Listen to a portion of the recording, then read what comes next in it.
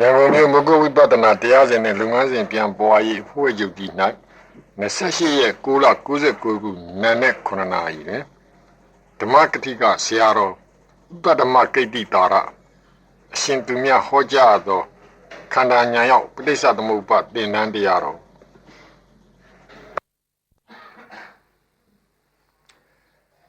ယနေ့1362ခုနှစ်တော်သလင်လာပြည့်ကျော်4ရက်မဂ္ဂဝိပဿနာတရားစဉ်နဲ့လုပ်ငန်းစဉ်ပြန်ပွားရေးအဖွဲ့ချုပ်ကြီး၌ဆင်ရင်ကျင်းပသောတရားစခန်းပွဲကြီးရဝေးရန်ဒီမှာကြွားရောက်ပြီးတော့တရားဝင်တရားအထုတ်တရားနာကြတဲ့ဆရာတော်တန်ဃာတော်ရှင်မြတ်များနဲ့တကွအာလုံးတော်ယောဂီပေါင်းသူတော်ကောင်းတို့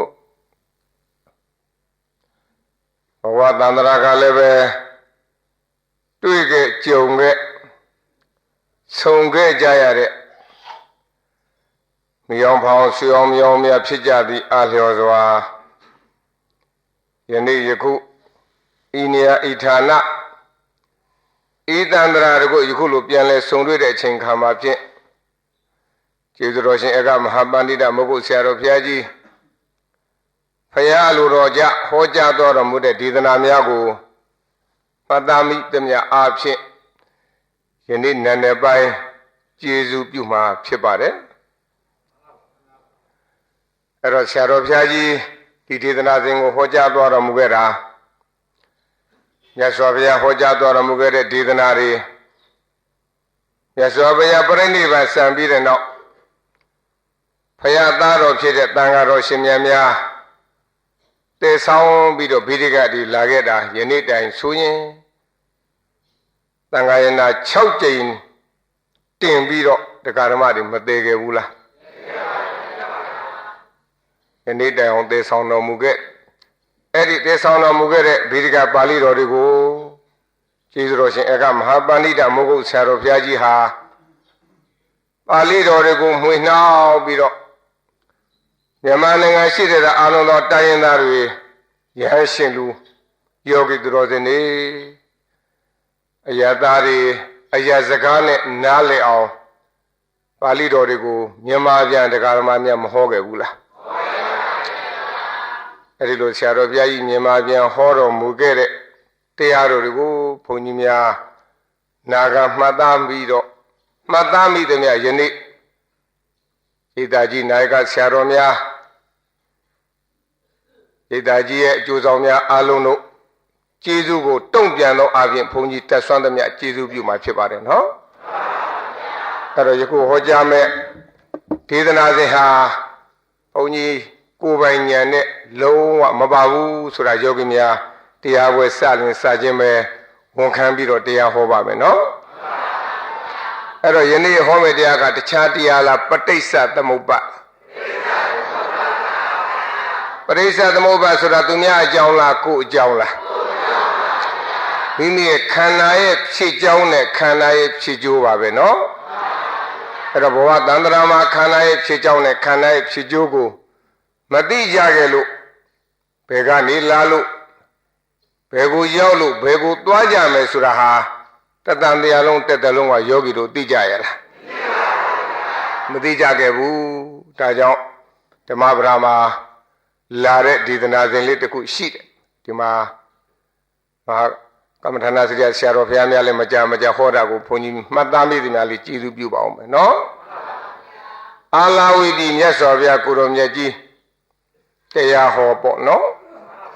တရားဟောတဲ့အခါကျတော့ပရိသတ်ကြီးကစုယုံပြီးတော့စောင့်နေကြပရိသတ်စုယုံစောင့်နေတဲ့ခါကျတော့ဘုရားတရားမဟောသေးပါလားဘာအကြောင်းမြန်ရှိလို့လဲပရိသတ်ကအာယုံစိုက်ဒီတော့မှတခဏကြာတော့မှရကန်းဒီမာလေးတယောက်ခေါင်းပေါ်တောင်းကြီးနဲ့တရားဓမ္မတွေပရိသတ်တွေဝင်မလာဘူးလားဒီတော့မှမြတ်စွာဘုရားကခြေသမီးရှိလာခဲ့လှမ်းနှုတ်ဆက်ရှာတယ်နော်မြတ်စွာဘုရားလှမ်းနှုတ်ဆက်တဲ့ခါကျတော့တကယ်တော့မြတ်စွာဘုရားတရားဟောတာဒီကလေးမလေးကိုစောင့်နေတဲ့သဘောမရှိဘူးလား ဒီပုဂ္ဂိုလ်ကိုအကြောင်းပြီးတော့အားလုံးကြွတန်းဝင်မဲ့မြင်တော်မူတော့ဘုရားကိုယ်တော်မြတ်ကစောင့်ရတာကိုဒီတော့မှရှေ့လေရောက်လေရောက်ကောကဲထိုင်ထိုင်ခြေသမီးတရားနာပေါ့ဘယ်ကလာတာလဲလို့မမေးဘူးလားခြေသမီးဘယ်ကလာတာလဲလို့ယောဂီတို့မမေးဘူးလားဘုရားတပည့်တော်ဘယ်ကလာတယ်ဆိုတာမသိပါဘုရားတဲ့ဒီလိုပဲလျှောက်ထားလိုက်တယ်ယောဂီတို့အဲ့ဒီလိုလျှောက်ထားတဲ့အချိန်ပဲပရိသတ်ကြီးကလှုပ်လို့ရှားရှားဖြစ်သွားတယ်ဒါလည်းယောဂီတို့သိသားမယ်ဟုတ်လားအော်ဒီကလေးဖယားမချီမငံပြောလိုက်တာကောင်းမော်လည်းပဲတောင်းကြီးနဲ့အိမ်ကလာတာအလုတ်ယုံသွားမလို့သိရသားနဲ့ဘယ်နဲ့ကြောင့်မြတ်စွာဘုရားမသိဘူးလို့သူလျှောက်ရတယ်လေဆိုတော့ဩပုရုဇဉ်ဒီလူသားတွေဆိုတာဒကာဓမ္မတွေအကြောင်းကျိုးမသိခင်မှာကဲ့ရဲ့တဲ့မျိုးလုံးကအရင်ကြည့်တော့တာကိုရမကြည့်ဘူးလားဒါကတော့ကိုတူတရားမသိဒီတိုင်းပဲဖြစ်ကြမှာပဲပေါ့နော်ဒီတော့မှမြတ်စွာဘုရားကထပ်ဆင့်ပြီးတော့မေးခွန်းတစ်ခါမေးလိုက်တယ်ဘယ်ကလာမှမသိတော့ခြေသမီးဘယ်သွားမလို့လဲဒကာဓမ္မတွေဘယ်လိုမေးပါလိမ့်ဘုရားပြေတော်မှဘယ်သွားမယ်ဆိုတာမသိပါဗျာလို့မလျှောက်ဘူးလားပရိသတ်ကပို့ပြီးတော့လှုပ်ရှားလာတယ်စောစောကားတွေပို့ပြီးတော့လှုပ်ရှားလာပြီဘုရားကိုတခွန်းလျှောက်တာတောင်းမှပဲအားမဲ့လို့နောက်တခွန်းထပ်ပြီးတော့မချီမငံလျှောက်ရမလားပေါ့ပရိသတ်မလှုပ်ရှားဘူးလားလှုပ်ရှားလာတယ်နော်ခြေသမီးတကယ်မသိတာလားမြတ်စွာဘုရားမေးသိပါတယ်ဖေရတယ်ဟောတရားဓမ္မတွေဘယ်လိုပြန်ဖြေလဲစောစောကတော့ဘယ်ကလာလဲဆိုတော့လေဘယ်သွားမလဲဆိုတော့လေတကယ်ပဲမသိတာလားဆိုတော့မိကုံကတမျိုးကြီးနော်တမျိုးကြီးပဲတကယ်ပဲမသိတာလို့ဆိုသိပါတယ်ဖေရတော့ဟောတကယ်သိတာလားဆိုတော့မသိပါဖေရတယ်ဟောခြေသမီးတကယ်ကောသိရလားဆိုတော့မြတ်စွာဘုရားမေးခွန်း၄ခုမေးလိုက်ပါတယ်နော်ဒီတော့ဒီမေးခွန်းကိုဘုရားနဲ့ဒီကလေးမလေးပဲသိခြေသမီးရှိကိုကြွားသင်ရဲ့မေးခွန်းကိုသင်ဖြန်ဖြေစမ်းတဲ့ပရိသတ်ကြီးဇဝေဇဝါဖြစ်နေတယ်တဲ့ပရိသတ်ကမေးခွန်း၄ခုလောက်မေးလိုက်တော့လှုပ်လို့ရှားရှားဖြစ်မျက်လုံးတွေကအဲ့ဒီဝိုင်းပြီးတော့ကဲ့ရတဲ့မျက်လုံးနဲ့ကြည့်လိုက်ကြတာဒီတော့ဘုရားကိုယ်တော်မြတ်ကကဲဒီမေးခွန်းကိုပြန်ပြီးတော့ဖြေစမ်းဆိုပြီးတော့အဖြေခိုင်းလိုက်တော့တပည့်တော်ကကောင်းပေါ်မှာလည်းပဲအတောင်းကြီးနဲ့အိမ်ကလာတာဟာအလုံးလည်းပဲသိကြပါတယ်တဲ့တရားနာနေတဲ့ပရိသတ်ကြီးအလုံးလည်းပဲသိကြပါတယ်ဒီတော့မြတ်စွာဘုရားကိုယ်တော်မြတ်ကြီးဟာလည်းပဲသိလိမ့်မလို့ဘုရားပြည်တော်မှာထင်ပါတယ်ဘုရားတဲ့ဒီကိစ္စလောက်ကိုဘုရားကိုယ်တော်မြတ်ဟာတခွန်းနဲ့အမှန်ကိုတရားဟောနေတဲ့မြတ်စွာဘုရားဟာဒီကိစ္စလေးလောက်တော့မေးလိမ့်မယ်လို့ဘုရားပြည်တော်မထင်ပါဘူးတဲ့အဲ့တော့ဘုရားပြည်တော်မှာသဘောပေါက်နားလေတာလျှောက်ရမယ်ဆိုရင်တဲ့ဘယ်ဘဝကလာတယ်လဲလို့မေးလို့ဘုရားပြည်တော်မှာဘယ်ဘဝကလာတယ်ဆိုတာကိုမသိလို့မသိကြောင်းမှာဘုရားလို့ဒီလိုလျှောက်ထားလိုက်ပါတယ်ယောဂီတို့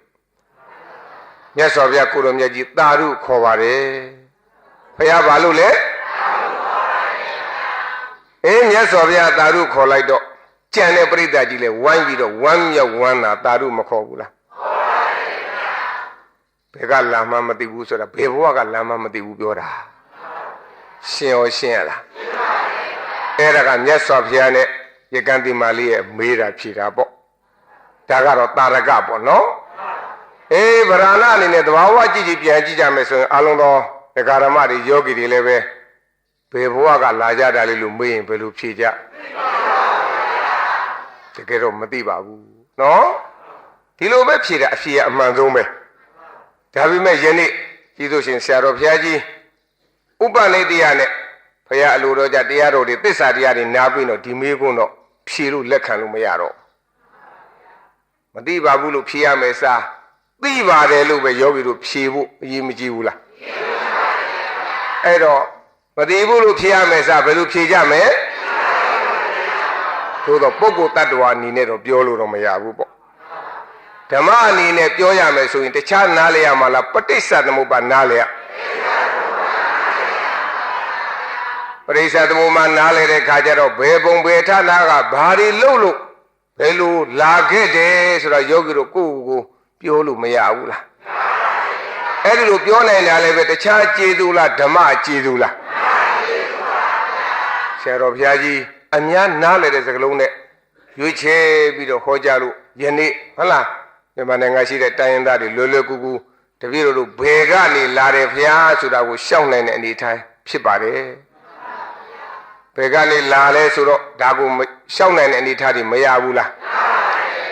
ကဲဘယ်သွားမလဲဆိုရင်ခုလို့ဆိုရင်ပြုံးလေတရားဓမ္မတွေဖြေလို့ရပါလူလဲလူတဲ့ခင်ဗျားတို့သေဘယ်သွားကြမလဲဆိုရင်ဘယ်လိုလုပ်ပြောမလဲပြောလို့ရပါဘယ်ပြောနိုင်မလဲနော်အဲ့ဒီလိုမပြောနိုင်လို့ရကန်းဒီမာလေးလဲဘုရားတပည့်တော်မှာဘယ်သွားမယ်ဆိုတာဘယ်ပုံဘယ်ဌာနဒီဘဝကသိပြီးဘယ်ပုံဘယ်ဌာနသွားမယ်ဆိုတာမသိပါဘုရားလို့ဒီလိုလျှောက်လိုက်တာအဲ့တော့ကိုယ်ဆွေတော်မျိုးတော်တွေတရားဓမ္မတွေလည်းပဲတကယ်လို့သာဟောဒီသစ္စာတရားတွေကိုမသိကြဘူးဆိုရင်ဘယ်သွားမယ်ဆိုတာပြောရဲပါမလားတခုတော့သိကြတယ်နော်စတ္တာတော့အပါယတတကယတတိတာဆိုတဲ့အတိုင်းသစ္စာမသိတဲ့ပုဂ္ဂိုလ်များကြီးခြားသွားမှလားအပယ်သွားမှအဲ့ဒါတော့သိကြပေါ့ပြောလို့ရတယ်မရဘူးလားဒီတော့သစ္စာမသိတဲ့ပုဂ္ဂိုလ်များကြီးနေမြဲရင်ဒီအပယ်လေးပါဆိုတော့လူဘဝလူလောကကြီးမှာယခုခိတ္တခဏလာပြီးတော့အလင်းလာတဲ့သဘောပဲရှိတာပဲသစ္စာမသိတဲ့ပုဂ္ဂိုလ်ဒီတခြားသွားမှလားအပယ်သွားမှအကယ်လို့တရားဓမ္မတွေအနေနဲ့ယောဂီတို့အနေနဲ့သစ္စာမသိကြမယ်ဆိုလို့ရှိရင်လောဘဆိုလည်းဖြစ်ခြင်းလည်းဖြစ်နေမှာပဲမဖြစ်ဘူးလားဒေါသတွေဆိုတာလည်းပဲဖြစ်ခြင်းမဖြစ်ဘူးလားမောဟဆိုတဲ့တရားတွေလည်းပဲမိမိတို့မှာမလွှမ်းဘူးလားသစ္စာမရှိလို့သတိမရှိလို့အသိမရှိကြဘူးဆိုရင်လောဘဒေါသမောဟဆိုတဲ့မိတွေကတောက်ပါလိမ့်မယ်အဲ့တော့လောဘမိတောက်တဲ့ပုဂ္ဂိုလ်တိုင်းဒီတခြားသွားမှလားပြိတ္တာပြီးသွားမှလောဘမိတောက်တဲ့ပုဂ္ဂိုလ်ပြိတ္တာပြီးသွားသလိုဒေါသမိတောက်တဲ့ပုဂ္ဂိုလ်လည်းပဲတခြားသွားမှလားငရဲသွားမှသစ္စာမသိလို့မောဟမိတွေတောက်နေပြန်တော့လည်းပဲတခြားသွားမှလားတိရစ္ဆာန်ပြီးသွားမှတို့မို့အတူတကယ်ပေါ့ဟုတ်လားအဲ့ဒီတော့ကိုယ့်ကိုယနေ့တရားဓမ္မတွေပြန်ပြီးတော့စမ်းစစ်မယ်ဆိုရင်ရှင်သာရိပုတ္တရာကိုရောမြတ်ကြီးမိန့်တော်မူတဲ့အတိုင်းဆရာတော်ကြီးမိန့်သွားတာဟုတ်လားသူများစိတ်အကဲခတ်ရတာမှားတော်ရှိမှန်တော်ရှိကိုယ်စိတ်ကိုအကဲခတ်ရတာမမှန်ဘူးလားခုပဲကိုယ်စိတ်ကိုအကဲခတ်ကြည့်လိုက်ငါလောဘတွေဖြစ်နေသလားမသိရဘူးလားငါစိတ်ထဲမှာဒေါသတွေဖြစ်နေသလားမသိရဘူးလားမောဟတရားတွေဖြစ်နေလားဆိုတော့မသိရဘူးလားဟောမာနတွေတက်နေသလားဆိုတော့မသိရဘူးလားအဲ့ဒီလိုယခုသိရင်တို့သိရင်ဘယ်သွားမယ်ဆိုတာအလုံးတော်တရားဓမ္မတွေကိုယ့်ကိုဆုံးဖြတ်ချက်ချလို့မရဘူးလားဒီတော့မိုးလင်းကနေမိုးချုပ်ကိုစိတ်ကိုကဲခတ်ရင်ငါမှလူချင်းမှုခင်မမှုတွေ့တာမှုဆိုတဲ့လောဘတရားတွေဘယ်လောက်ရှိနေသလဲလောဘတွေရှိတိုင်းရှိတိုင်းလောဘနဲ့ကံမြောက်သမျှတခြားရောက်မှလားပြိတ္တာကြီးရောက်မှလားလိုဖြင့်မိုးလင်းမိုးချုပ်တရားဓမ္မတွေကိုယ့်ကိုစမ်းစစ်ဖို့အရေးကြီးတယ်ခန္ဓာဉာဏ်ရောက်ဒေသနာနော်အဲ့လိုစမ်းစစ်လိုက်တဲ့အခါကျတော့လောဘတရားတွေမိုးလင်းကနေမိုးချုပ်ဘယ်လောက်ရှိနေသလဲငါတို့တနေ့ဘယ်နှကြိမ်ဖြစ်နေလဲကိုယ့်ကိုစည်ရင်းလေးတော့တို့ထားဖို့တော့လိုအပ်တာပေါ့တရားဓမ္မတွေတိုက်တွန်းပါတယ်နော်ဟောသံဘုန်းကြီးကျေးဇူးပြုပါတယ်ကျေးဇူးဆက်ပါတယ်မနဲ့မိုးလင်းကနေမိုးချုပ်ငါတနေ့လောဘဘယ်နှကြိမ်ဖြစ်တယ်လဲလို့ယောဂီတို့စည်ရင်းလေးတို့ထားရင်မကောင်းဘူးလားတို့နိုင်မှာမလားဝင်းသားလေးအမောပြေလေတာတကားကြီးဟာတို့ပြအောင်ဖမှန်တယ်လေတို့ပြအောင်တော့တို့ရမှာပေါ့သို့တော့အကျိန်တွေကရည်နိုင်ရဲ့လားရည်နိုင်ပါဘူးဗျာပြီးသလောက်ပေါ့ဗျာပြီးသလောက်ကလေးတော့တို့ရမှာပေါ့ဟုတ်လားအဲ့တော့တကယ်တော့ဒီကနေ့ကွန်ပျူတာတွေမနဲ့ရိုက်ယူရလိမ့်မယ်ထင်တယ်နော်မျက်စိနားနှာခေါင်းလျှာကိုယ်စိတ်ကနေပြီးတော့ဖြစ်လာတဲ့လောဘတွေဟာတနေ့ဘယ်နှကြိမ်ထွက်လဲဆိုတာတရားဓမ္မတွေရည်နိုင်မှာမလားရည်နိုင်ပါဘူးဗျာဟာမရည်နိုင်ဘူးမရည်နိုင်ဘယ်သွားကြမှာဘယ်ဘုံကိုသွားကြမယ် မလီကံကောင်းလို့ရိတ်သာရောက်လာတာကံကောင်းလို့အခုရိတ်သာရောက်လာတာကလောဘတွေပွားဖို့လားလောဘတွေပါဖို့လားလောဘတွေပါသွားဖို့ပြက်သွားဖို့သိသွားဖို့ကိုလာရောက်အထုတ်ထားအဲ့တော့ဒီတရားမှန်တာအာမထုတ်လို့တာရည်သမီးစီပွားရေးလူမှုရေးတွေနေများလုံထွင်နေရင်တနေ့လောဘတွေမျက်စိကအကြိမ်မောင်းယင်နိုင်မှာမယင်နိုင်ဘူးဆိုရင်တရားဓမ္မတွေဘယ်ကိုကိုသွားမယ်လို့ပြောနေတာအပေကိုသွားမယ်အပေကိုဘုံနဲ့ခွဲပြောရင်ဘယ်ဘုံလဲအမလီကြောက်เสียကြီး6ဟောတာလားအမှန်တိုင်းလားကဲထားဒါကတော့လောဘနဲ့ပတ်တယ်လို့ပေါ့ဟုတ်လားကဲကိုစိတ်ကအခက်မသိဘူးဆိုရင်တခြားလားဒေါသတရားဓမ္မတွေတနေ့ဒေါသဖြစ်တဲ့အချိန်မနေဘူးနော်မျက်စိကမြင်တယ်မြင်လို့သိပြီးတော့အစီငေါမတည်ဘူးဆိုအလိုမကြတော့တခြားဖြစ်တာလားဒေါသဟောနားကကြားပြန်တော့လည်းပဲအလိုမကြတော့ဗါတယ်လေဒါခန္ဓာပရိစ္ဆေသမုပ္ပါလဲနေတာဒီနော်အဲ့တော့လျှာကပါဇက်ကစားပြန်တော့လည်းပဲအလိုမကြတော့ဗါဖြစ်တာဟာနေရထိုင်ရတာအစီငေါကိုမတည့်ပါဘူးဆိုတော့လေတခြားစိတ်လားဒေါသစိတ်အဲ့ဒီလိုအချိန်မောင်းတနေ့ဘယ်လောက်ဖြစ်ကိုလည်းအလိုမကြနော်အတူနေတဲ့ဇနီးသားသမီးဟဟလားစသဖြင့်မိသားစုအလိုကြတာနဲ့မကြတာဘယ်ရများအဲ့တော့သူများအလိုမကြတာသာထားကိုအလိုမကြအကြပြန်စဉ်းစားကြည့်ရင်တဏှာဤတွင်းလေးတဏှေကုန်ထားတဏှာဤတွင်းလေးမှာကိုအလိုကြတာနဲ့မကြတာဘယ်ကများနေဒီလိုဖြစ်တရားဓမ္မတွေစဉ်းစားကြည့်တယောက်ထဲတောင်တက်အောင်နေဖို့မလွယ်ဘူးနေနိုင်မှာမလားမနေနိုင်ဖြင့်ခက်ရကြီးရဲ့မနေနိုင်မှုဆိုတော့တခြားလားဒေါသလားကဲဒေါသနဲ့ပရိစ္ဆေသမုပ္ပါကံမြောက်တိုင်းတခြားကျေးဇူးပြုမှလားငရဲကျေးဇူးပြုမှဒီနေ့ဘယ်နှကြိမ်သွားနေတာလဲမသေးကြမှာဆိုလို့ကြိုတင်လက်မှတ်ယူရတယ်လို့ဖြစ်နေတယ်ခရီးလန်းသွားတဲ့ခါကျတော့သေကြအောင်ပေါ့ဗျာမော်တော်ကားမီးရထားသွားတော့သေကြအောင်ကြိုတင်လက်မှတ်မယူရဘူးလားအဲ့တော့ဒီတရားအတန်အာမထုတ်လို့ဒီတရားအတန်မသိရင်တရားဓမ္မတွေမသေးကြမှာဆိုလို့သေကြအောင်ကြိုတင်လက်မှတ်ယူတာနဲ့မြတ်မတူဘူးလားသိကြောက်เสียကောင်းပါလေယောဂီတို့ဒါ6ဟောတာလားဖြစ်စဉ်ကြိုက်လားအဲ့တော့တရားအလုပ်တမလုပ်လို့တရားနာမနာရင်ရရှိနေတဲ့ခန္ဓာဟာ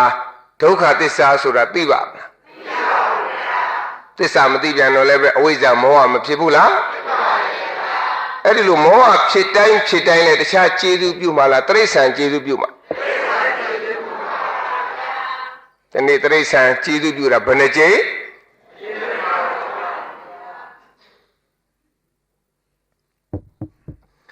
မရေမတွက်နိုင်အောင်ကျေးဇူးပြုတယ်ဆိုကဲတရားဓမ္မများကြောက်เสียအလွန်ကောင်းပါတယ်နော်ဒါကြောင့်မလို့လောဘနဲ့မြန်ပရိစ္ဆေသမုပ္ပါလဲလို့သိရင်တခြားရောက်မှလားပြိတ္တာပြီလား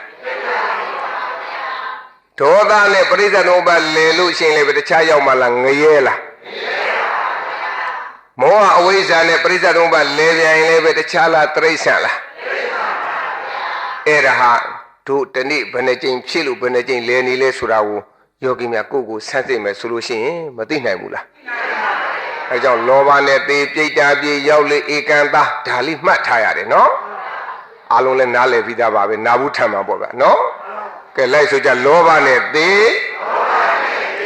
ပြိတ္တာပြေရောက်လေဧကံတာဒေါသနဲ့သေငရဲပြေရောက်လေဧကံတာမောဟနဲ့သေတိရစ္ဆာန်ပြေရောက်လေဧကံတာအဲ့တော့ဒီဒေသနာလေးပုံသင်နည်းလေးရက်ကျက်ထားမယ်မှတ်ထားမယ်ရထားပြီဆိုရင်ကိုစိတ်ကိုအကဲခတ်ပြီးတော့ကြည့်လိုက်တာဝိပဿနာပဲနော်ဝိပဿနာဆိုတာသူများစိတ်အကဲခတ်တာလားကိုယ်စိတ်ကိုအကဲခတ်တာကိုယ်စိတ်ကိုအကဲခတ်ကြည့်လိုက်လို့ရှိရင်ငါလောဘဖြစ်နေလားဒေါသဖြစ်နေလားမောဟဖြစ်နေလားဖြစ်နေဟဲ့မဖြစ်အောင်ကာကွယ်မယ်ဆိုတာတခြားတရားလားမဲ့ခင်တရားလားအဲ့တော့အဲ့ဒီလိုမိတွေကိုတတ်နိုင်တဲ့တရားဒီတခြားတရားလားမဲ့ခင်တရားလား အဲ့တော့အဲ့ဒီလိုအပေကိုကြားနေနိုင်တဲ့မိတွေကိုမဲခင်ကြီးနဲ့တန်လင်းငိမ့်တရမှာဖြစ်ပါတယ်ယောဂီတို့အဲ့ဒီလိုငိမ့်တနိုင်မှုအတွက်ကခုနပြောခဲ့တဲ့လောဘဒေါသမောဟတွေလဲတဲ့ဆိုတာလေပရိစ္ဆာသမုပ္ပါဖြတ်တာလားဆက်သွားလားအဲ့တော့ဆက်သွားရင်ဖြင့်တရားဓမ္မတွေတန်လျာမှာစုံသုံးမြုပ်ပါလိမ့်မယ်အဲ့ဒီလိုမမြုပ်ရအောင်အခြေခံတခြားနားလည်ရမှာလားပရိစ္ဆာသမုပ္ပါနားလည်ရပရိစ္ဆာသမုပ္ပါနားလည်ပြန်လို့တခြားပြုတ်တာလားဒိဋ္ဌိပြုတ်တာလားဒိဋ္ဌိတွေကိုအသိဉာဏ်နဲ့ပြုတ်ပြီးဝိပဿနာအားထုတ်ကြတော့တခြားဝိပဿနာလားအာကြီးသောဝိပဿနာလားအာကြီးသောဝိပဿနာဤပထမဇောစွမ်းအားသည်ခုနှစ်အတွက်နိဗ္ဗာန်ကိုမျက်မှောက်မပြုနိုင်ဘူးလားအဲ့ဒီလိုနိဗ္ဗာန်ကိုမျက်မှောက်ပြုနိုင်မှုအတွက်တရားတော်များလာရောက်ပြီးတော့အားထုတ်တဲ့ခါမှာအခြေခံမသိလို့မဖြစ်တဲ့တရားဒီတခြားတရားလားပဋိစ္စသမုပ္ပါတရားကဲမြတ်စွာဘုရားလေးပူဇော်ရဆရာတော်ကြီးဉာဏ်လေးပူဇော်ရအောင်တပတ်တော့ပူဇော်လိုက်ကြအောင်ဆိုနော်မူလနှစ်ပြား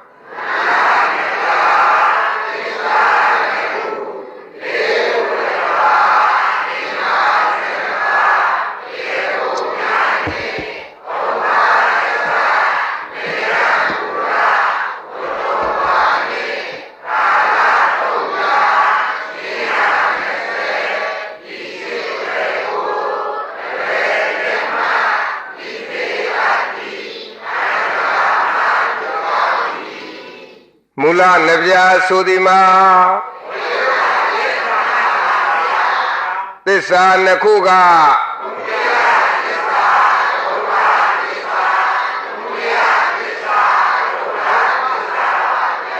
လေးခုအလွာဆိုသည်မှာ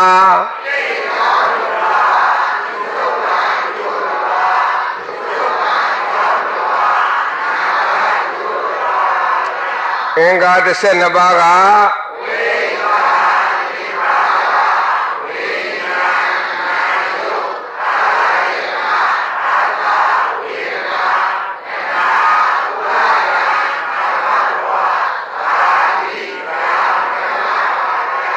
သုံးပါးအဆက်ဆိုသည်မှာ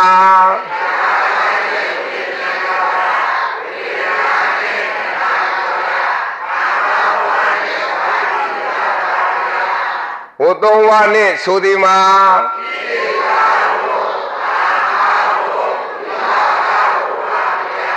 ကိလေသာဝကဘယ်နှပါး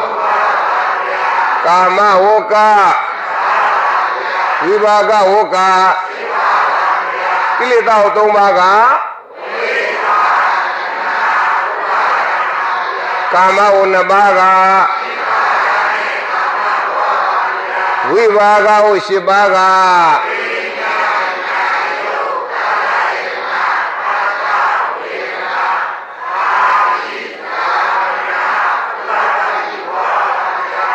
ကာလသုံးများဆိုသည်မှာ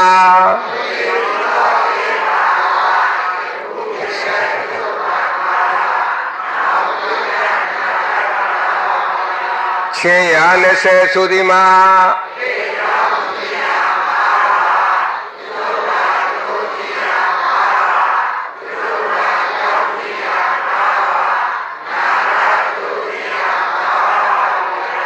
အတိတ်ကြောင့်ချင်းရာ5ပါးက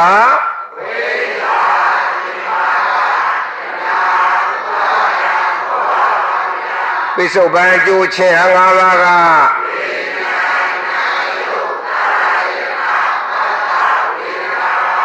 ပိဿုပန်အကြောင်းချင်းရာ5ပါးက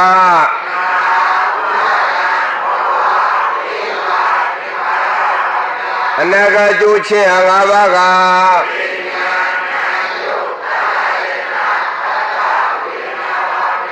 ဆိုပါ5လေး20ဤရှိတွယ်ကိုအလွယ်ကျမသိစေအပ်သည်သန္တရာမလွတ်ကြောင်းသည်အလွယ်ကျက်မှသိစေအပ်ပြီးသံဃာမလွတ်ကြောင်းဒီမူလနှစ်ပြားသစ္စာနှစ်ခုဆိုတော့သမုဒိယဒုက္ခပေါ့သမုဒိယသစ္စာဒုက္ခသစ္စာဆိုတော့ပရိစ္ဆေသမုပ္ပါဒေသနာမှာသမုဒိယသစ္စာဖြစ်တာတခြားကြောင့်ဖြစ်တာလားအဝိဇ္ဇာကြောင့်ဖြစ်တာသူဖြစ်ရင်အဝိဇ္ဇာဆိုတာကိုသစ္စာကိုသိတာလားမသိတာလား တော့သစ္စာကိုမသိတာဟာတကယ်တော့သစ္စာသည်သစ္စာကိုမသိတဲ့အဝိဇ္ဇာဆိုတာဟာအမောင်ပေါ်အမောင်ဆင့်တာပါပဲ။ဘာလဲလဲဘလောက်ဒီအမောင်ပေါ်အမောင်ဆင့်လဲလို့ဆိုရင်တဲ့လာွယ်ညအချိန်မှာတောအုပ်အလဲတန်းကောင်အချိန်တရားဓမ္မတွေမိုးမုံကြီးကြနေမယ်ဆိုရင်ကိုယ်လေဝကိုထောင်ကြည့်လို့မြင်မှမောင်တဲ့အကြောင်းကိုတရားဓမ္မတွေဒီလိုညွှန်ထားတာနော်လာွယ်ညဆိုတာလေလာမရှိတော့မမောင်ဘူးလားတောအုပ်လည်းရောက်ပြီဆိုတော့လေမမောင်ဘူးလားတန်းကောင်ရအချိန်ဆိုတော့လေမမောင်ဘူးလားဒီကြတဲ့မိုးကြီးကအိုးဆိုင်နေပြီဆိုတဲ့ကဘယ်လိုလုပ်ယောဂီတို့မြင်မှာတော့မလဲကိုရှိမှကိုလည်းဝါကိုထောင်ကြည့်လို့မြင်နိုင်မှာအောင်မလားအဲ့ဒီလောက်မမြင်တာတခြားကြောင့်လားမှောင်လို့လားအေးအဝိဇ္ဇာဆိုတဲ့တရားလည်းပဲအဲ့ဒီလောက်ထိအောင်အမောင်အမောင်ဆင့်နေတော့အမှန်ကိုမြင်နိုင်မှာဥမာဆိုရပါစို့ဟောဒီပြုတ်စီဘူးလေးဒီလိုချတိုင်ယောဂီတို့မမြင်ဘူးလားဒါလေးဒီလိုအုပ်ထားရင်အထက်ဘာရှိတယ်ဆိုတော့မြင်နိုင်မှာအောင်မလားဒီတော့အဲ့ဒီလိုကိုယ်တိုင်မျက်စိနဲ့မမြင်နိုင်တဲ့ခါကျတော့တပါးသောပုဂ္ဂိုလ်ကဟောဒီရဲ့ခွဲအောက်မှာဟေးရွှေတုံးကြီးရှိတယ်ဆိုလည်းပဲသူများပြောယုံတော့မှာပဲပရညာတုံးကြီးရှိတယ်ဆိုရင်လည်းပဲသူများပြောမယုံဘူးလားအဲ့ဒါကိုယ်တိုင်ကိုကြမြင်လို့လားမမြင်လို့မမြင်လို့မမြင်တာတခြားကြောင့်လားအုပ်ထားလို့ဩဒါကြောင့်အဝိဇ္ဇာဆိုတာဟာတကယ်အမှန်တရားကိုမမြင်အောင်အုပ်ထားတဲ့သဘောပဲလို့ယောဂီတို့မသိရဘူးလားဒါကိုကျေးဇူးရှင်ဆရာတော်ဘုရားကြီးကအေးအဝိဇ္ဇာဆိုတာဒီလိုတစ်ထပ်တောင်မဟုတ်ဘူးกว่าတဲ့9ဓာတ်တောင်အုပ်ထားဆိုပဲယောဂီတို့ဘယ်နဲ့ထပ်အုပ်ထားတာဒါကြောင့်မလို့ဒီမှာအဝိဇ္ဇာကနေဝိဇ္ဇာဖြစ်ဖို့ကိုအဝိဇ္ဇာ9ဓာတ်ခွာရပါတယ်ယောဂီတို့အဝိဇ္ဇာကိုဘယ်နဲ့ထပ်ခွာရတာအဲ့ဒီလို9ဓာတ်ခွာလိုက်တဲ့ခါကျမှတစ်ထပ်ချင်း9ဓာတ်လုံးလဲခွာလဲကွာအိုးအထဲမှာဘာပဲရွှေတုံးဖြင့်ရွှေတုံးအတူမဟုတ်ပယုတ်စီဘူးဖြင့်ပယုတ်စီဘူးစသည်ဖြင့်ဒီလိုအမှန်တရားကိုမမြင်ရဘူးလားအဲ့အမှန်တရားဆိုတာတခြားလားတမ္မာဒိဋ္ဌိဒီတော့အမှန်တရားဆိုတာတခြားလားမိစ္ဆာဒိဋ္ဌိအဲ့တော့တမ္မာဒိဋ္ဌိဖြစ်ဖို့ကိုတရားဓမ္မတွေအဝိဇ္ဇာတွေဖုံးထားတာကိုခွာဖို့အရေးကြီးတယ်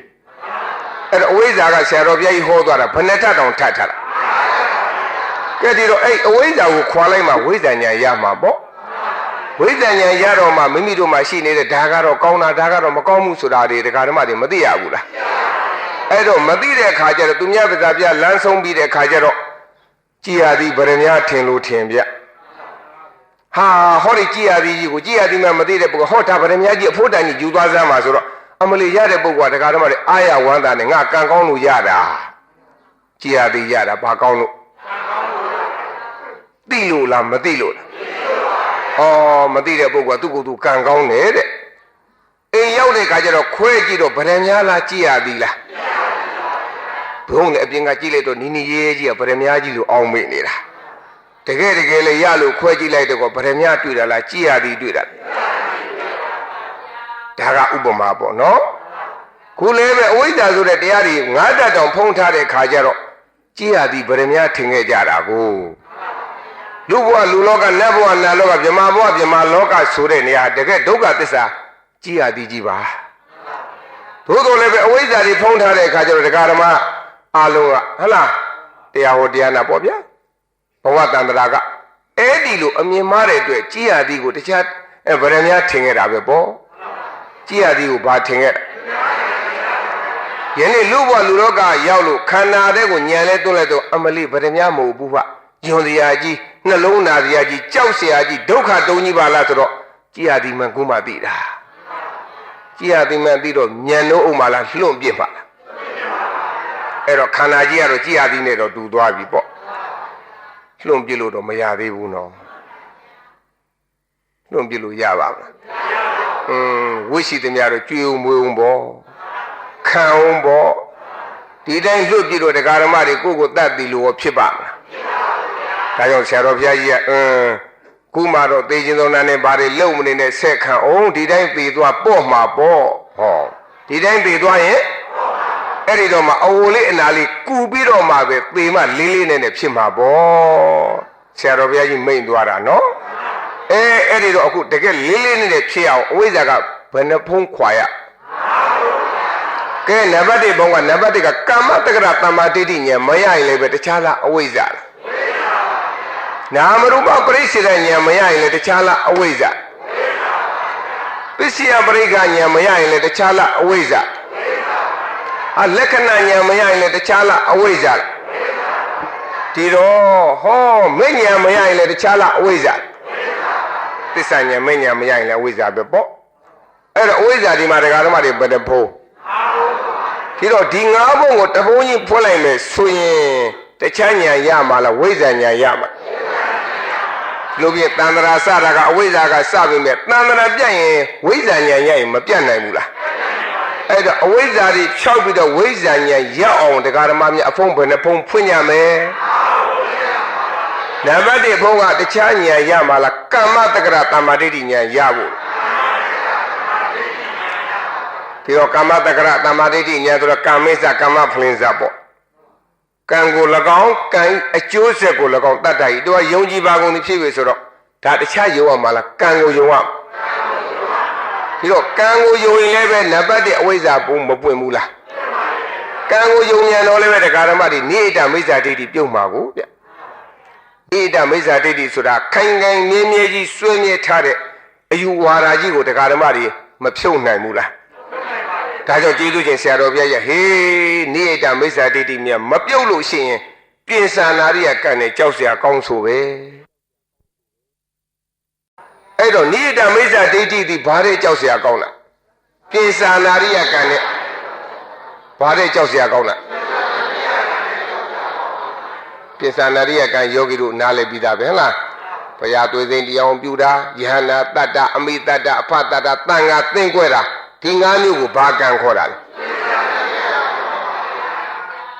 ဘုရားလက်ထက်ကဟလားတေဝတ္တရှင်တေဝတ္တတို့အဇာတတရှင်မင်းတို့လို့ပေါ့ဟုတ်လားအဖတတ်တဲ့အတွက်ဘယ်လိုကုသိုလ်ကောင်းမှုတွေလုပ်လို့ဒီဘဝမေတ္တာဖို့တာသိတော်လည်းပဲငရဲလားရှင်ရောရှင်လားရှင်တေဝတ္တလည်းပဲတန်ခါသင်ခွဲတယ်ဘုရားသွေးသိမ်းတရားအောင်ပြုခဲ့တယ်အဲ့ဒီကံကြီးကျိုးလုံးနဲ့ဒီဘဝလည်းမေတ္တာဖို့တော့သိတော်လည်းပဲငရဲလားအဲ့ဒါဘာကံကျူးလုံးလို့ပိဿာနာရိယကံပိဿာနာရိယကံကျူးလွန်ထားတဲ့ပုဂ္ဂိုလ်သေတော့ငရဲကြပါတယ်သို့တော့သူတို့ရဲ့အကုသိုလ်အပြစ်ရှိသလောက်ခံရမှာပါမခံရဘူးလားလောကမှာပြစ်မှုကျူးလွန်နေသူပြစ်မှုရဲ့အတိုင်းအတာရောက်အပြစ်ဒဏ်မခံရဘူးလားခံပြီးလွတ်ပါတယ်ယောဂီတို့ခုလည်းပဲပိဿာနာရိယကံကျူးလွန်တဲ့အပြစ်အကြောင်းတရားဒီသူ့ရဲ့ထိုက်တန်တဲ့အပြစ်တွေအကျိုးတရားတွေမရဘူးလားအဲ့ဒါတွေခံပြီးလွတ်ပါတယ်ဟောဒီလိုနိဣတမိစ္ဆာဒိဋ္ဌိရှိနေတဲ့ပုဂ္ဂိုလ်များကတော့လွတ်ပါမလားဒီဘဝကနေပြီးတော့မလွတ်နောက်တကဘာဆက်ခံရမယ်နောက်တကဘာကနေပြီးတော့မလွတ်ပြန်လေနောက်တကဘာပါတယ်လေဒီအယူတံမစွန့်မမြတ်ကာလပတ်လုံးတရားဓမ္မများမလွတ်ပါဘူးတဲ့အဲ့ဒါနိဣတမိစ္ဆာဒိဋ္ဌိပါပဲဘာဒိဋ္ဌိလဲအဲ့ဒီနိဣတမိစ္ဆာဒိဋ္ဌိဟာကံနဲ့အကျိုးပေးကိုမယုံကြည်လို့ဖြစ်တာပါဘာနဲ့ဘာကိုမယုံကြည်လို့ဖြစ်တာကံနဲ့အကျိုးပေးကိုမယုံကြည်ပြန်တော့ခုနကရကန်းဒီမာလေးလို့ခြေသမီးဘယ်ကလာလဲဆိုတော့မသိပါဘုရားပြောလိုက်တာပဲနော်ကံနဲ့အကျိုးပေးကိုယုံကြည်တဲ့ခါကျတော့မသိပါဘူးဆိုတဲ့စကားလုံးမသုံးတော့သိတယ်ဆိုတဲ့စကားလုံးတရားဓမ္မတွေမသုံးရဘူးလားအဲ့ဒီလိုသုံးနိုင်မှုအတွက်ကိုမြတ်စွာဘုရားဟောတော်မူတဲ့ဒေသနာမှာကျေးဇူးရှင်ဆရာတော်ပြည့်ပဋိစ္စသမုပ္ပါဒကာဓမ္မတွေသင်ထားတာပဲဗျမသိဘူးလားကဲဒီတော့အဝိဇ္ဇာပစ္စယသင်္ခါရအဲ့ဒီအဝိဇ္ဇာပစ္စယသင်္ခါရဆိုတာတခြားတော့ကလောက်ကြတာလားလွန်လေပြီးတော့အတိတ်ကာလအကြောင်းလားအကျိုးလားသစ္စာနဲ့ပြောတော့ဘာသစ္စာအဲ့ဒီအတိတ်ကအကြောင်းသမုဒိယသစ္စာလောက်ခဲ့တဲ့အတွက်ဩဒီတရားဓမ္မတွေယနေ့လူဘဝမှာတခြားရလာလားဒုက္ခသစ္စာရတာကောင်းပြီအဲ့ဒီဒုက္ခသစ္စာရတာဟာဗြဟ္မာတရားကဖန်တီးတာလားမိမိပြုခဲ့လို့လားဒီတော့ကာမတက္ကရာတမ္မာဒိဋ္ဌိဉာဏ်မှာကိုပြုလာခဲ့လို့ပဲနားလည်ရမှာပေါ့ဒါဝိပဿနာကိုယ်၌ဉာဏ်မိုင်းသွားတော့တစ်မျိုးပြောင်းသွားပါလိမ့်ကံနဲ့ဟောတဲ့ခါကျတော့ဒီကံဒီသူများပြုတာလားကိုပြုကြလား ပရိစ္ဆသမုပ္ပါအစမှာကံကြောင့်နာယုံကြောင့်ကံဆိုပြီးတော့အဖန်ဖန်ဖြစ်ပြန်နေလျော်ဆိုတော့မလာဘူးလားအဲ့ဒါကြောင့်အတိတ်ကတော့သမုဒယသစ္စာတွေဆိုတာလေသူများပြုခဲ့တာလားကိုပြုခဲ့တာကိုပြုတဲ့အတွက်တရားတော်မှာယခုတခြားရတာလားဒုက္ခသစ္စာရတာတို့ပြင်ဒီဒုက္ခဒီတခြားဒုက္ခလားအကျိုးဒုက္ခလားအဲ့ဒီအကျိုးဒုက္ခဒီမိုးပေါ်ကကြတာလားဖယားအလိုတော်ကြလားတကုရှင်ကဖန်တီးတာလားဒါကြောင့်ဆရာတော်ဘုရားကြီးကတကုရှင်ကဖန်တီးတယ်ဆိုရင်အဲ့ဒီတကုရှင်ကိုဘသူကဖန်တီးလဲလို့လာမှာပေါ့ဖန်ဆင်းရှင်ကတန်ဖန်တီးလို့ဒီလိုဒုက္ခသစ္စာလူဖြစ်လာတယ်ဆိုရင်အဲ့ဒီဖန်ဆင်းရှင်ကိုဘသူကဖန်ဆင်းလဲဆိုရင်ဒီမေကွန်းဖြေစရာရှိရလားဒါအကုန်အမှန်ယူလို့မရပါဘူးရှင်းရောရှင်းလားအဲ့ဒီလိုအမှန်ကိုအမှန်တိုင်းမြင်အောင်ပရိစ္ဆေသမုပ္ပါနားလည်ဖို့ဆရာတော်ကျေးဇူးပြုခဲ့ပါတယ်ဒါကြောင့်မိမိတို့ပြန်ကြည့်လိုက်တော့တခြားလုပ်ခဲ့တာလားသမုဒယသစ္စာတွေလုပ်ခဲ့တာသမုဒယသစ္စာတွေလုပ်ခဲ့တဲ့ဒီခုဒီဘဝမှာတခြားရလာလားဒုက္ခသစ္စာရတာဒုက္ခသစ္စာဆိုတာတခြားရလို့လားခန္ဓာ၅ပါးရလို့လားအဲ့ဒီခန္ဓာ၅ပါးကိုခန္ဓာ၅ပါးမှမသိတော့တခြားဖြစ်တာလားအဝိဇ္ဇာဖြစ်တာခန္ဓာ၅ပါးရဲ့ဒုက္ခတရားတွေကိုမမြင်တော့လည်းပဲတခြားဖြစ်တာလားအဝိဇ္ဇာဖြစ်တာတို့ပြီအဝိဇ္ဇာဖြစ်တဲ့ခါကျတော့အဝိဇ္ဇာနဲ့တွဲလာတဲ့တရားဒီတခြားလားတဏှာလားဒါကြောင့်တတ္တဝါတူတယောက်ဖြစ်ပေါ်လာဖို့ဆိုတဲ့နေရာမှာအဝိဇ္ဇာနဲ့တဏှာအဖေနဲ့အမေပါပဲဘာနဲ့တူလဲအဝိဇ္ဇာဆိုတာအဖေနဲ့တူလို့တဏှာဒီလည်းပဲအမေနဲ့မတူဘူးလားအဲ့တော့သစ္စာ၄ပါးနဲ့တကွာခန္ဓာဒုက္ခတွေကိုမသိတာကဘယ်သူပါလိမသိတဲ့အတွက်ဒီခန္ဓာတွေကိုခင်မင်နေတာဘယ်သူပါလိအဲ့တော့အဝိဇ္ဇာနဲ့တဏှာလဲပေါင်းလိုက်ကောဩတရားဓမ္မတွေလူဘဝမှာလူဆိုပြီးတော့ဖြစ်မလာဘူးလားအဲ့ဒီလိုဖြစ်လာတာကဘယ်သူနဲ့ဘယ်သူပါလိတို့ပြီအဝိဇ္ဇာဆိုတာပုဂ္ဂိုလ်တ attva လားဓမ္မလားတဏှာဆိုတာလဲပုဂ္ဂိုလ်တ attva လားဓမ္မလားအဲ့ဒီတော့ဓမ္မကိုမြင်မှတန်ရင်ဓမ္မဒိဋ္ဌံကြပါလိမ့်မယ်အဲ့ဒီတော့အဲ့ဒီအဝိဇ္ဇာတဏှာဟာသစ္စာနဲ့ကြည့်လိုက်တော့ဘာသစ္စာတွေအဲ့ဒီအကြောင်းသမုဒယသစ္စာကြောင့်ယခုတခြားရတာလားဒုက္ခရတာယခုရရှိနေတဲ့ဒုက္ခကိုဒုက္ခမှမသိပြန်တော့လည်းပဲတခြားထပေါက်ဖွားတာလားသမုဒယပေါက်ဖွားတာဒီတော့ဒီဒုက္ခသစ္စာကိုမသိတဲ့အတွက်တခြားဖြစ်တာလားအဝိဇ္ဇာဖြစ်တာလားအဝိဇ္ဇာဖြစ်တော့သူနဲ့တွဲပဲမသိတဲ့အတွက်ခင်တော့တခြားဖြစ်တာလားတဏှာဖြစ်တာတို့ပြင်အဝိဇ္ဇာနဲ့တဏှာဖေနဲ့အမေပဲအဲ့ဒီလိုဖေနဲ့အမေပေါက်ဖွားတော့တခြားလားသမုဒယသစ္စာလား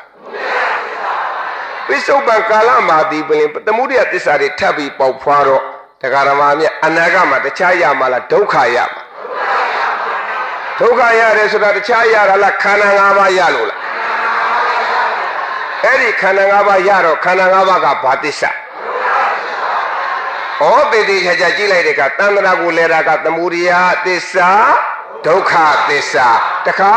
သမုဒယသစ္စာဒုက္ခသစ္စာသစ္စာဘယ်နှပါးနဲ့လဲလာကြအဲ့တော့တရားဓမ္မတွေဘယ်ကလာကြလဲဆိုတပည့်တော်တို့သမုဒယသစ္စာနဲ့လာခဲ့တယ်လို့ပြောလို့ရသွားပြီခုနဟလာရေကန်တိမာလေးကဘယ်ကလမ်းမှမသိပါဘူးလို့မလျှောက်ဘူးလားကဲဒီကနေ့တရားနာတဲ့တရားဓမ္မတွေတခြားကလာတာလားသမုဒယသစ္စာကလာတာလားပြောလို့ရသွားပြီသမုဒယသစ္စာလာတဲ့အတွက်ယခုဘယ်ကိုရောက်နေတယ်လို့ဆိုရင်ဒုက္ခသစ္စာရောက်နေတယ်ဘယ်ကလာလို့ဘယ်သွားဘယ်ရောက်နေတယ်ဆိုတာသိပြီပေါ့မသိဘူးလားအဲ့ဒီလိုသမုဒယသစ္စာကြောင့်ဒုက္ခသစ္စာရပါတယ်ဆိုတာကဒါတော့သစ္စာအနေနဲ့ပြောတာကိုဗျအဲ့တော့အင်္ဂါအနေနဲ့ပြောလိုက်ပြန်တဲ့ခါကျတော့ဒီသမုဒယသစ္စာဖြစ်တာလေတခြားကြောင့်ဖြစ်တာလားသစ္စာလေးပါမသိလို့ဆိုပြီးသစ္စာလေးပါမသိတဲ့အတွက်တခြားတွေလှုပ်တာလားသင်္ခါရတွေလှုပ်တာအဲ့ဒီသင်္ခါရဘယ်တော့မှလှုပ်တာလဲလို့ဆိုရင်လိုလေပြည့်သောအတိတ်ကာလဒီလိုပြင်တရားဓမ္မတွေဒီဘဝကိုမရောက်ခင်လွန်လေပြည့်သောအတိတ်ကာလကအဝိဇ္ဇာပစ္စယသင်္ခါရတွေလှုပ်ခဲ့တယ်မလှုပ်ဘူးလားလို့ပြင်သင်္ခါရဆိုတာဟာအတိတ်အနေနဲ့တော့ပြောတာပေါ့ပိဿုပန်အနေနဲ့ပြောကြမယ်ဆိုလို့ရှိရင်တခြားပြောမှလားကံလို့ပြောကြ ဒီလိုဖြင့်သင်္ခါရသည်စေတနာလို့လည်းပဲမခေါ်ဘူးလားဒီလိုဖြင့်စေတနာရဲ့ကံရဲ့သင်္ခါရရဲ့ဆိုတော့သုံးမြည်ရပေါ့ဘယ်နှမြည်ရသင်္ခါရလို့ပြောလိုက်တိုင်းပါအာလုံးတော့ဟုတ်လားတရားဓမ္မတွေကကံရဲ့စေတနာရဲ့သင်္ခါရရဲ့လို့ဒီလိုသဘောပေါက်ဖို့အရေးမကြီးဘူးလားအဲ့တော့သင်္ခါရဆိုတာဟာဘာလဲလဲကံစေတနာသင်္ခါရဘယ်နှမျိုးအဲ့ဒီကံဒီစေတနာတွေသင်္ခါရတွေကယောက်ျားမိန်းမဟုတ်ကဲ့လားပုဂ္ဂိုလ်တ attva ဟုတ်ကဲ့လားစေတနာဆိုတဲ့စေတသိက်တည်ဟူသောဓမ္မလေးတစ်ခုပဲဖြစ်ပါ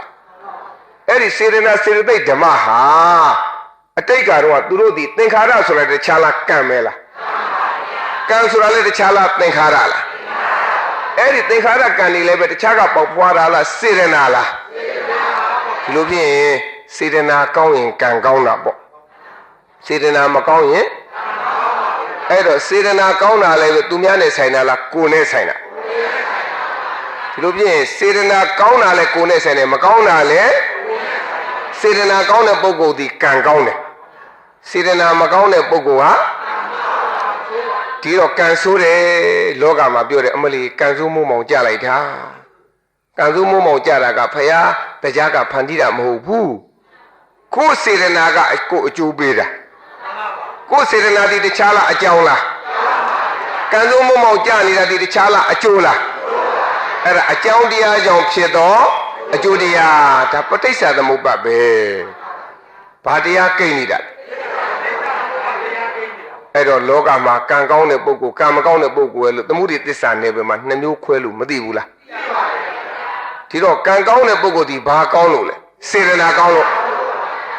ကံမကောင်းတဲ့ပုဂ္ဂိုလ်တို့ဒီအဲ့တော့စီဘောဇာယရဏယာရုကုန်သိစီသိအစသရဲ့အထက်တန်းကြကြမြင်တယ်ဗန်းလှလှဖြစ်နေကြတဲ့ပုဂ္ဂိုလ်တွေကဘာကောင်းညာလို့စေတနာကောင်းလို့ကံကောင်းတယ်။အော်ဒီပုဂ္ဂိုလ်တိုးတက်လိုက်တာကြီးပွားလိုက်ကြကံကောင်းလိုက်တာကံကောင်းတယ်တန်ပြောနေတာ तू အလုပ်ကိုပြန်ကြည့်ရတာကိုဗျ။ကံကောင်းနေတယ်ဆိုတာတခြားပြောတာလားအကျိုးပြောနေတာ။အဲ့တော့ကံကောင်းကတခြားကြည့်ရမှာလားအကြောင်းကြည့်ရမှာ။သူဖြင့်သူ့စေတနာကံนี่ကောင်းလို့တန်ရင်အကျိုးကောင်းတာပေါ့။စေတနာကံนี่မကောင်းရင်အကျိုးကောင်းမှာ။ဒီလိုဖြင့်အဲ့ဒါကိုယုံကြည်တာဘာညာခေါ်လဲ။ကမ္မတက္ကရာသမာဓိတိနဲ့ဒါကြောင့်မလို့ကောင်းတာလုပ်ရင်ကောင်းတာဖြစ်ပါတယ်ကောင်းကျိုးရပါတယ်မကောင်းတာလုပ်ရင်မကောင်းတာတွေဖြစ်ပါတယ်ကောင်းတာလုပ်ရင်ကောင်းတာဖြစ်တယ်မကောင်းတာလုပ်ရင်ကောင်းသောစကားပြောရင်ကောင်းတဲ့အကျိုးမရဘူးလားမကောင်းသောစကားပြောရင်မကောင်းကျိုးမရဘူးလားကောင်းတဲ့အကြံစီစိတ်မွေးလို့ရှင်ကောင်းတဲ့အကျိုးမပေးဘူးလားမကောင်းတဲ့စိတ်နဲ့မကောင်းတဲ့အကြံစီရှိမကောင်းကျိုးမပေးဘူးလားအဲ့ဒါကိုယုံနာသည်တခြားညာလားကမ္မတက္ကရာတမ္မာဒိဋ္ဌိညာဒါကြောင့်ဗုဒ္ဓဘာသာဝင်အစကမ္မတက္ကရာတမ္မာဒိဋ္ဌိကဆိုသလိုပဲဟဲ့လားကံနဲ့အကျိုးပေးကိုယုံကြည်သွားကြမယ်ဆိုရင်အခြေခံတရားဓမ္မတွေဗုဒ္ဓဘာသာတွေတော်တော်သိမ်မွေ့သွားတာပဲဗုဒ္ဓဘာသာနှလုံးကြီးမသိမ်မွေ့ဘူးလားဒီလိုဖြင့်ဟောတရားဟောတဲ့ဘုန်းကြီးနဲ့အစအလုံးသောတရားနာကြတဲ့ယောဂီတွေမကောင်းတာဘယ်သူလိုချင်တယ်လဲမကောင်းတာကိုဖြစ်ချင်သလားဘယ်သူပဲဖြစ်ဖြစ်ကောင်းတာပဲလူကျင်ပါလေကောင်းတာပဲမြင်ကျင်ပါလေကောင်းတာပဲကြားကျင်ပါလေစားတော့ကောင်းတာလေးမှာစားကျင်တာပဲမော်တော်ကားစီတောင်ကောင်းတဲ့ကားတောင်စီးလိုက်ခြင်းသည်ရှင်ရောရှင်လားအဲ့တော့ကောင်းတာကဖြစ်ချင်တော့ကောင်းတာကအုံဖွက်လက်ခုပ်တီးပြီးမိုးပေါ်ကကြာလို့ရပါကိုကကောင်းတဲ့ကိစ္စတွေလုံးမှာကောင်းတဲ့အကျိုးပေးမှာပေါ့ရှင်ရောရှင်လားအဲ့တော့မကောင်းတာမှန်တယ်ညဘယ်သူမှမဖြစ်ချင်ဘူးဘယ်သူမှမဖြစ်ချင်မကောင်းမှုကိုတခြားလုပ်အောင်မလားရှောင်ရမှာကောင်းတာတွေကိုလူတိုင်းဖြစ်ချင်တယ်ရချင်တယ်ဆိုလို့ချင်းတခြားလုပ်အောင်မလားကောင်းမှုတွေကိုဆောင်ရမှာလားအဲ့တော့မကောင်းမှုကိုရှောင်ရမယ်ကောင်းမှုကိုအဲ့ဒါဗုဒ္ဓဘာသာရဲ့နှလုံးရည်ပဲဒီလိုမကောင်းမှုကိုရှောင်ကောင်းမှုကိုဆောင်တာကိုသဘောပေါက်နားလည်တာဒီဘာညာလဲကမ္မတက္ကရာတမ္မာဒိဋ္ဌိဉာဏ်တဲ့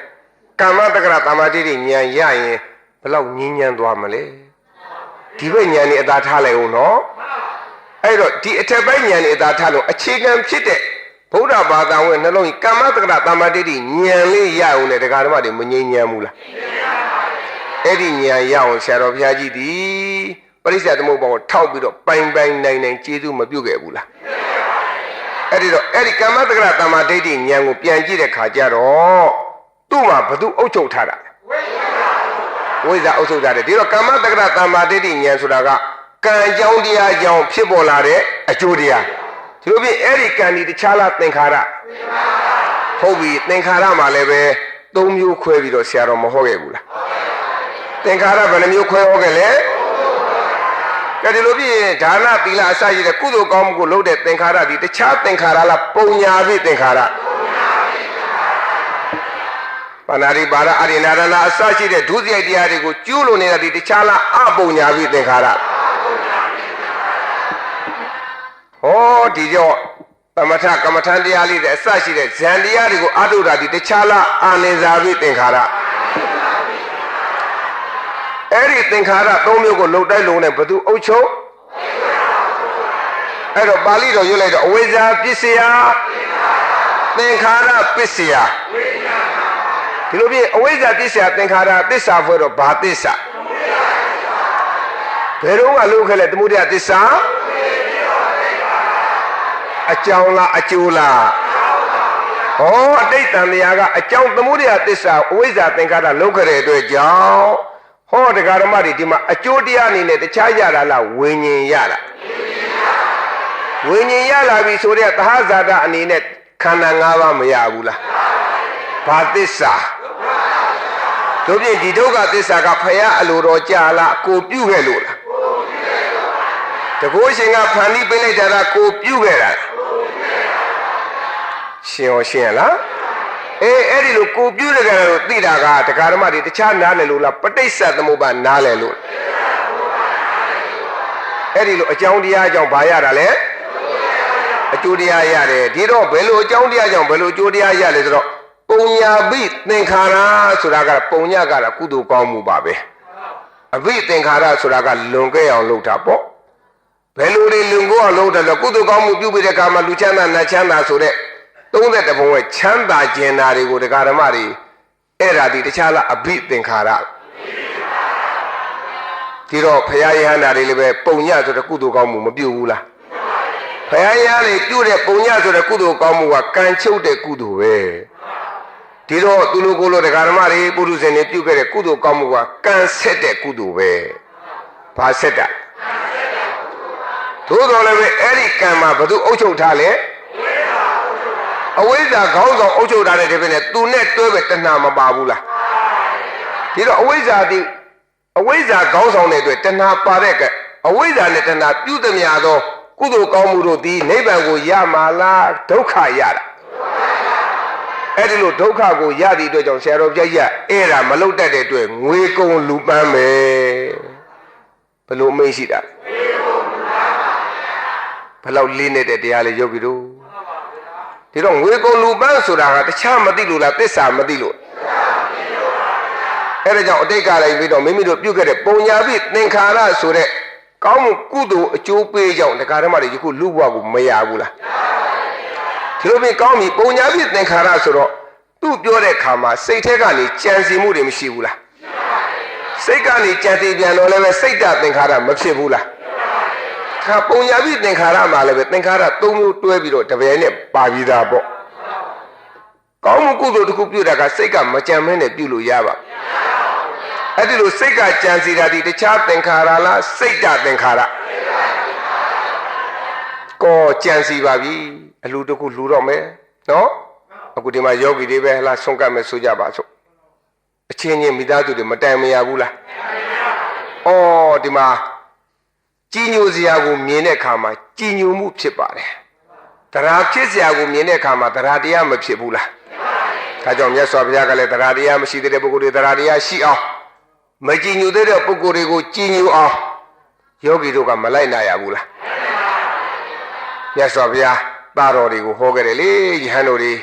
မကြည်ညိုတဲ့ပုဂ္ဂိုလ်ကြည်ညိုအောင်ကြည်ညိုပြီးသောပုဂ္ဂိုလ်တွေတရားတရားတွေတိုးမအောင်မိမိတို့ကနေဆောင်ရွက်ရမယ်ဆိုတော့မပါဘူးလားအဲ့ဒီလိုပဲယနေ့ယောဂီများလည်းပဲမကြည်ညိုသေးသောပုဂ္ဂိုလ်များကိုကြည်ညိုအောင်ယောဂီတို့အရေးမကြီးဘူးလားဒါကြောင့်မလို့ကြည်ညိုအောင်သွားလာလာနေတာထိုင်တာဟလားဆွန်သုံးဆောင်တာစပြီးတော့တိတ်ပြီးတော့ယောဂီနဲ့တူဖို့အရေးကြီးတယ် ရှင်းပြီနော်အဲ့ဒီလိုမြင်လိုက်တဲ့အခါမှာကြည်ညိုတဲ့ခါကျတရားပေါက်ပြီးတော့ကောင်းမှုကုသိုလ်ဆိုတာမလုပ်ဖြစ်သွားတာပါပဲမလုပ်ဘူးလားအဲ့ဒီကဲဆိုကောင်းမှုကုသိုလ်တွေလုပ်တော့ပြုလို့ဆောင်ရွက်တဲ့ဒါနဆွန်လူရင်းလဲဆွန်ဒါနသင်္ကန်းဒါနပေါ့အဲ့ဒီလိုဒါနကုသိုလ်ကောင်းမှုတစ်ခုပြုတဲ့ခါကျတော့စိတ်ထဲကနေကြည်ညိုပြီးတော့ကြံစည်နေတာဒီဘာသင်္ခါရစိတ်ဓာတ်သင်္ခါရဘာသင်္ခါရပါလေစိတ်ဓာတ်သင်္ခါရစိတ်ကကြံစည်တော့ဒါနဲ့မပြီးသေးဘူးနော်ကိုမိသားစုတွေချင်းချင်းဟလားကိုမိတ်ဆွေတန်ငယ်ချင်းချင်းစသည်ဖြင့်နှုတ်ကနေပြီးတော့တရားဓမ္မတွေမပြောရဘူးလား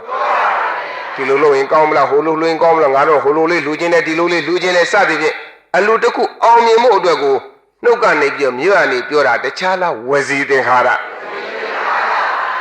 ဒီလိုဖြင့်အဲ့ဒီစိတ်ဓာတ်သင်္ခါရလည်းမကောင်းတာတွေဖြစ်နေတာလားကောင်းတာတွေကြမ်းနေတာပါဇက်ကပြောနေတဲ့ဝစီသင်္ခါရလည်းမကောင်းတာတွေပြောနေတာလားကောင်းတာတွေပြောနေတာကောင်းမှုဒါနနဲ့ပတ်သက်တဲ့သင်္ခါရတွေပေါ့နော်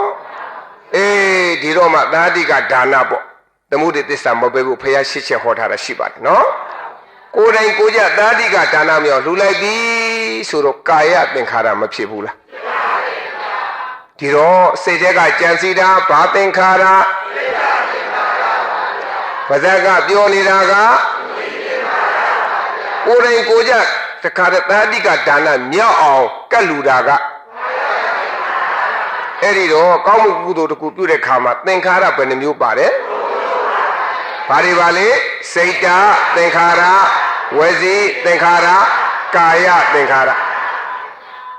ဘယ်နှမျိုးအဲ့ဒီသင်္ခါရ၃မျိုးကိုလုံတိုင်းလုံနဲ့ဘယ်သူအုပ်ချုပ်ဝိဇ္ဇာဆိုတာတခြားတရားလားသစ္စာလေးပါမသိတာအဲ့တော့သစ္စာလေးပါမသိတာကဒါနသီလတွေပြုတာကပုံညာပိသင်္ခါရခွဲပြောရင်ဘာသင်္ခါရလဲအဲ့ဒီပုံညာပိသင်္ခါရဒီတခြားလားအကြောင်းတရားလားအဲ့ဒီအကြောင်းတရားကိုလောက်ခဲ့တဲ့အတွက်အကျိုးတရားမရဘူးလားအကြောင်းတရားကြောင့်အဲ့ဒီပုံညာပိသင်္ခါရအကြောင်းတရားလောက်ခဲ့တဲ့အတွက်ဩတရားဓမ္မတွေဒီကနေ့လူဖြစ်တာပေါ့ဒီကနေ့လူဖြစ်လာတာတခြားကြောင့်လားပုံညာပိသင်္ခါရလေးလောက်ခဲ့လို့လက်ဆတ်တို့အတိတ်ကတော့ဒီလိုအဝိဇ္ဇာဥသိပြီးတော့ပုံညာပိသင်္ခါရတွေကိုလုတ်ခဲ့လို့သားရင်ဒီကနေ့လူဖြစ်တယ်ဆိုရင်သိကြမသိကြဘူးလားသိကြပါဘူးအဲ့ဒီလိုသိကြတယ်ဆိုရင်တရားဓမ္မတွေဘယ်ကလာတယ်ဆိုတာပြောလို့ရသွားပြီဘယ်ကဘာတွေလုတ်ခဲ့လဲဆိုရင်အဝိဇ္ဇာပစ္စယပုံညာပိသင်္ခါရလုတ်ခဲ့တယ်အတိတ်ဘဝကလည်းဒီလိုဒါနသီလအစရှိတဲ့ပုံညာပိသင်္ခါရတွေလုတ်ခဲ့လို့ယခုလူဘဝမရဘူးလားရပါဘူးအကယ်လို့တန်အကုသိုလ်တရားတွေပြုလုပ်ခွင့်မယ်ဆိုလို့ချင်းလူဖြစ်ပါငရေတရိစ္ဆာန်ပြိတ္တာအတူတကယ်အပယ်လေးမို့တစ်ခုမဟုတ်တစ်ခုမသေးကြဘူးလားအဲ့ဒီတော့ကောင်းတာလုပ်ရင်ကောင်းတာဖြစ်တယ်မကောင်းတာလုပ်ရင်ဒီလိုပြင်ဓာတ်ကိုယုံကြည်တာဒီဘာညာရတာကာမတက္ကရာတမာဒိဋ္ဌိညာနော်အဲ့တော့ဒီညာကလည်းပဲတရားဓမ္မတွေအဝိဇ္ဇာ၅ဘုံမှာဒါတဖုံးခွာနေတာပေါ့ဘာလို့နေတာလဲအဖုံးတဖုံးခွာနေတာပေါ့နော်တကယ်တော့ဒီအဖုံးကတော်တော်ကြက်တဲ့အဖုံးပဲတော်တော်အားစိုက်ခွာရတဲ့အဖုံးဘာကြောင့်လဲလို့ဆိုတော့မြန်မာနိုင်ငံဟာမဟာယာနတန္တရဝါဒအမျိုးမျိုးဝါဒတွေလွှမ်းခဲ့တယ်မလွှမ်းဘူးလားကောင်းလာလို့ရင်ကောင်းလာဖြစ်တယ်မကောင်းလာလို့မကောင်းလာဖြစ်တယ်ဆိုတော့ဗဇက်ကံပြောတာတကယ်ကြတော့တော်တော်ကွာချက်တွေရှိပါတယ်ယောဂီတို့ဒါကြောင့်ကျေးဇူးရှင်ဆရာတော်ဘုရားကြီးရဲ့ကျေးဇူးဘယ်လိုမှကိုဆက်လို့မကုန်တာဒီတရားကိုပရိစ္ဆေသုံးပါထောက်ပြီးတော့ပိုင်နိုင်ပြတ်သားဆရာတော်ကြီးမဆုံးပါခဲ့ဘူးလားအဲ့တော့ယနေ့လူတိုင်းဟာလူဘဝရောက်လာတာအတိတ်ကတခြားကြောင့်လားအကြောင်းတရားကြောင့်ဒီတော့အဝိဇ္ဇာပစ္စယသင်္ခါရပုံညာပိသင်္ခါရပစ္စယဝိညာဉ်ရလာပြီဆိုတာတရားဓမ္မတခြားဝိညာဉ်လားလူဝိညာဉ်လားကိုเจ้าကိုပြောတော့လူဝိညာဉ်ရတာပေါ့လူဝိညာဉ်ရောက်လာပြီဆိုတဲ့ကဘာသစ္စာလဲယခုလူဝိညာဉ်ရတဲ့အတွက်နော်ခန္ဓာ၅ပါးတပြိုင်နဲ့မရဘူးလားဒီတော့သုံးတန်နည်းနဲ့ပြောတဲ့ခါကျဝိညာဉ်ကြောင့်နာယုံကြောင့်သာလနာသနာတော့ဖတ်တာကြောင့်ဝေဒနာသူ့အစဉ်တန်းလေးပန်းလေးတည်သူလို့ဖြစ်မလာဘူးလား သို့တော့အဘိဓမ္မာနည်းနဲ့ပြောလို့တော့သင်္ခါရပစ္စယဝိညာဉ်ရပြီဆိုတာနဲ့ဒီပိုင်းနဲ့တခြားရတာလားခန္ဓာ၅ပါးရတာဘာသစ္စာပါလိအဲ့ဒီဒုက္ခသစ္စာဟာဘုရားသခင်ကဖန်တီးတာလားတကူရှင်ကပြုလို့ပေးလိုက်တာဒါကြောင့်ဟိုမှာဗြဟ္မာတရားစကြည်များကထင်ရှားပြုခြင်းစင်ရင်ဖန်ဆင်းအကြောင်းရင်းကြောင့်လူနတ်များစွာတတ္တဝါတို့ဖြစ်လာရမှုမဟုတ်ဘူးဩဉာဏ်ပြည့်ရှိရမျိုးဉာဏ်လဲသွင်းလိုက်ကောဘယ်ပုဂ္ဂိုလ်တတ်တော်မှာမဟုတ်ဘူးဟေးကိုပြုရတဲ့စေရနာကံလေးကြောင့်ဒါလည်းယခုလူဘဝရောက်တယ်လို့တရားဓမ္မတွေကိုဆုံးဖြတ်ချက်ချလို့မရဘူးလားအဲ့ဒီတော့ဒီကနေ့တရားနာနေတဲ့တရားဓမ္မတွေဘယ်ကလာကြလာလဲဆိုဝိဇ္ဇာပစ္စယအဲ့ဒီကနေလာတာပဲအခုဘယ်ရောက်နေလဲဆိုတော့သင်္ခါရပစ္စယလူဘဝဒုက္ခသစ္စာရောက်နေပါတယ်အခုဘယ်ဒုက္ခသစ္စာရောက်နေလူဘဝဒုက္ခသစ္စာမှန်တော့လည်းပဲကံကြိုးပေးခြင်းကမတူဘူး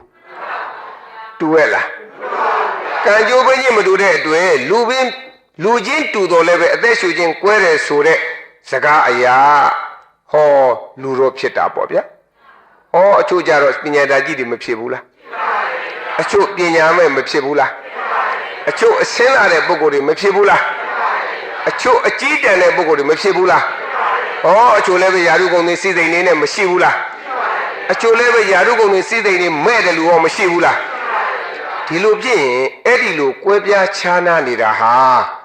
ဖယားအလိုတော်ကြလားတကုရှင်ကဖန်တီးတာလားဗြဟ္မာတရားကြောင့်ဖြစ်တာလားမဟုတ်ပါဘူးအကြောင်းကြောင့်အကျိုးပါပဲမိမိပြုခဲ့တဲ့အကြောင်းတရားကြောင့်အကျိုးတရားပဲဒီလိုပြင်အကြောင်းတရားဆိုတာကပဋိစ္စပဲအကြောင်းတရားဆိုတာအကျိုးတရားဆိုတာသမုပ္ပါဏနော်ဥပ္ပါဒသမုပ္ပါပါပဲနော်သမုပ္ပါဏဟုတ်လားအဲ့တော့အကြောင်းနဲ့အကျိုးဆိုတော့ပဋိစ္စသမုပ္ပါဘာပါလဲအကြောင်းနဲ့အကျိုးကအဲ့တော့အဲ့ဒီအကြောင်းတရားပေါ်မှာသဘောမပေါက်တဲ့ခါကျတော့ဉာဏ်မရှိတဲ့ခါကျတော့